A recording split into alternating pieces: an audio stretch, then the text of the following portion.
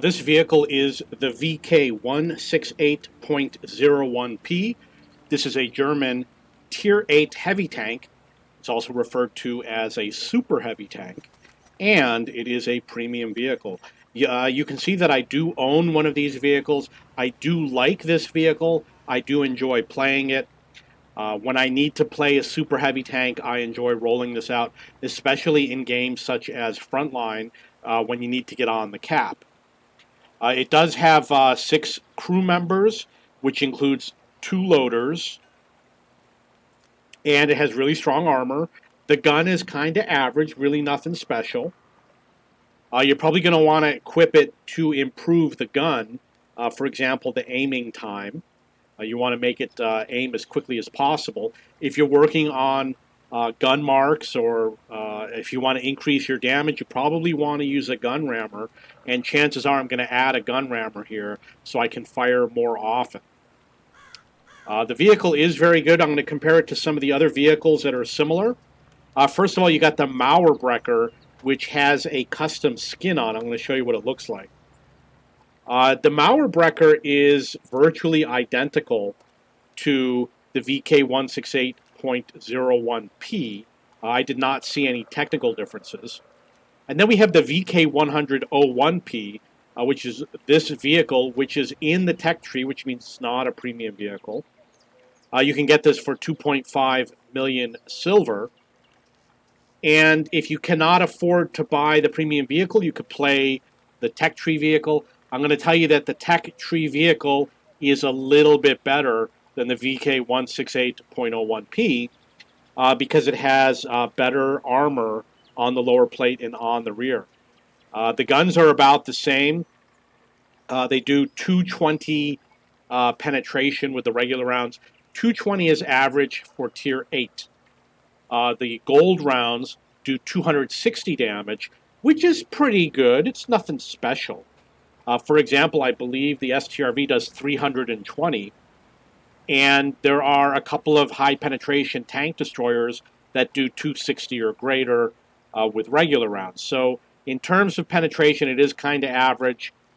Gun loading is 14, which is expected because it has a 440 damage. The aim time is 2.59. Nothing good about that. Over 3 is really bad. Under 2 is really good. 2.5 is kind of in the middle. 0.38 dispersion. Not the lowest number. There are vehicles with lower numbers. It's just an average number. The good thing about this vehicle is definitely the armor. If you go in and you angle it, you'll be able to block a lot of damage. And not only that, because it has that spaced armor, it's relatively thick spaced armor, you can over-angle. I'm going to show you how much over-angling. If you watch my videos, you know you put the gun on the inside corner when you angle a normal vehicle. With this vehicle, you can put the gun outside the track. One track width. I'm going to use, we'll use this red. Imagine if the gun was pointed directly up, where this ribbon is. That's the type of angle you can get. And and you will still deflect rounds because of the spaced armor. And when people fire HE and heat rounds, because it's spaced armor, they won't cause any damage or they'll cause minimal damage. And with the AP, they'll have to do a double penetration, which they're unlikely to do. And your turret will be facing in that direction. You watch my damage blocked by armor with some of the Tier 10 vehicles. I get 8,000 or 10,000 blocked by armor by over-angling like that. So you can get really good angling. The biggest weak spot is the cupola. You're going to get hit in that cupola a lot. Everybody knows to shoot for it. You're going to be playing Tier 8, 9, and 10. Trust me, they know to shoot for that, and it's pretty big. So that's what they're going to do. All the items that stick outside the armor are not weak spots. The only thing that could potentially be a weak spot is something that cuts through the armor. This has a gun poking out of it, which means there has to be a hole in the armor, which means it's going to have weaker armor at that location. This is the gun sight for the gunner, which means it's also cutting through the armor, also makes it a weak spot. We've got a viewport over here, etc. These, don't recall if they have issues with setting the engine on fire. You notice that I have the directive for uh, the engine. I believe that there is an issue where the engine might get set on fire. In the old world of tanks, if you hit the transmission, you could set the engine on fire. And some vehicles have the drivetrain going up to the front, and some of them don't. The way you tell, you see over here in the back, you've got sprockets on this wheel in the back, and in the front, you do not have sprockets. That means the drivetrain is not turning the axle in the front, but it is turning the axle in the rear. I don't. Obviously, the drivetrain uh, might have to turn some of the wheels. I don't know, but I believe that I had an issue with it setting engine on fire. So you're probably going to want to equip it with that. In terms of this type of equipment, same as anything else. You want more damage, you use a gun rammer. If you are moving right before you fire, you want vertical stabilizer and rotation mechanism. If you are stationary when you fire, you're going to want the gun laying drive.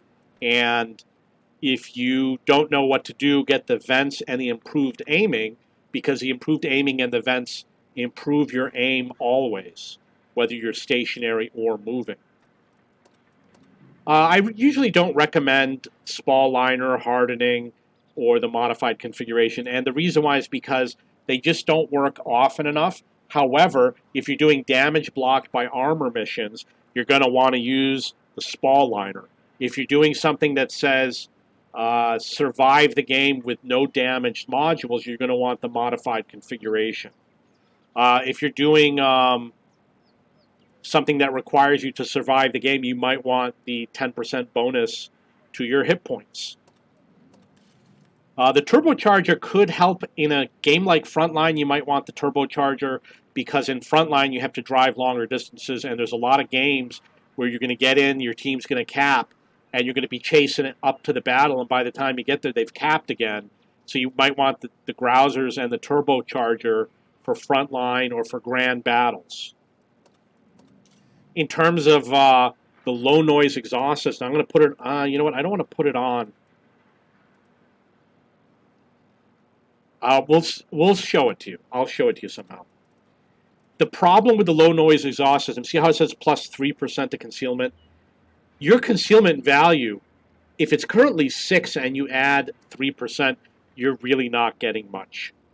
These work far better on light tanks. On super heavy tanks, you get a small bonus. And camouflage nuts, I'm testing them.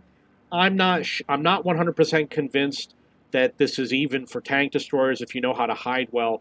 I'm not sure if it produces much of a benefit or not.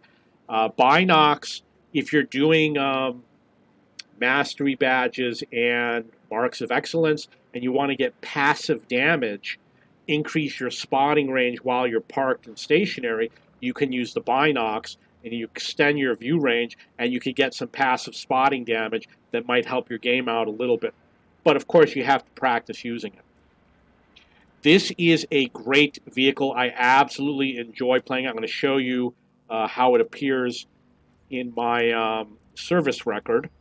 You're going to see amazing numbers, I'm sure. Got a 44% win rate, and I am at 53% on the mark of excellence. Yeah, 53% is pretty typical considering I did 68 battles. My average XP is a little bit low. I do recommend this vehicle. It's one of the vehicles you could do great decals on. Look at how you load it up with the decals. Isn't it pretty? All sorts of. This is one of the prettiest tanks if you like to put decals and customization. And I would definitely play it with the German flag. I only have one flag, so I got to rotate it between tanks. Okay, so in terms of crew, I would say you want to use. You don't want to use designated target. You prefer to use the. I believe it's called Deadeye. And clutch braking is a good idea. You want the one that turns the turret faster, which might be Snapshot. because this is a vehicle where you're going to have to wait for the turret to come around. The turret comes around relatively slowly. I would say avoid extending your view range with situational awareness and recon because the way you drive this vehicle, you're unlikely to do any spotting. I've examined my heavy tanks and light tanks, and the heavy tanks are way lower for spotting damage, sometimes just a trickle, so I don't recommend you put them on. You probably want to put repairs on, and I would definitely say get concealment in there, because when you're on maps like El Haluf, you're going to get spotted from far away. You definitely want Brothers in Arms and safe stowage.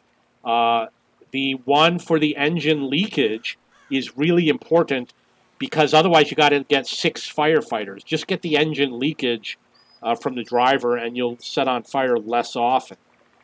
In terms of clutch braking is a good idea, but usually you want to get smooth ride before you get clutch braking. Smooth ride gives you half the benefit of clutch braking, plus it gives you the benefit driving, which you do throughout the game on the soggy terrain, and then add clutch braking later. I don't recommend the one for the ramming damage.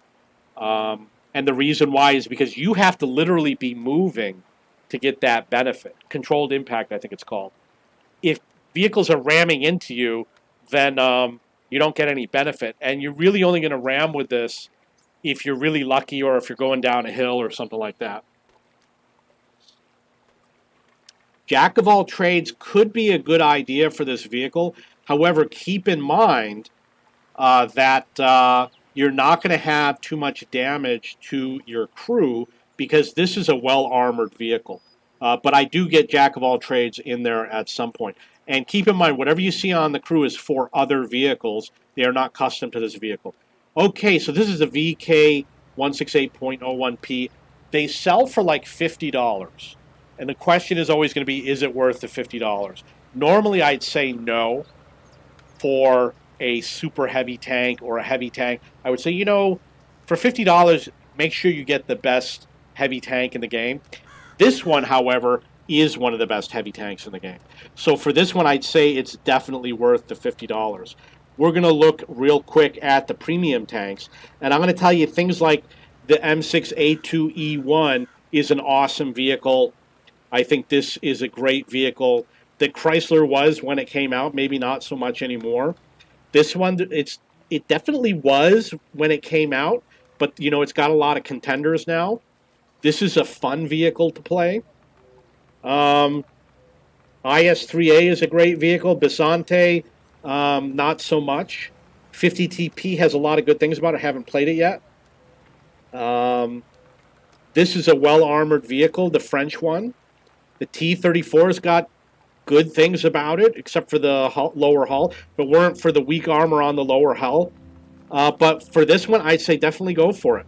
If you like super heavy, definitely go for it. Keep in mind, you're going to be the last one into battle. You're a little bit slow with this. Okay. You got any questions or comments, please post below.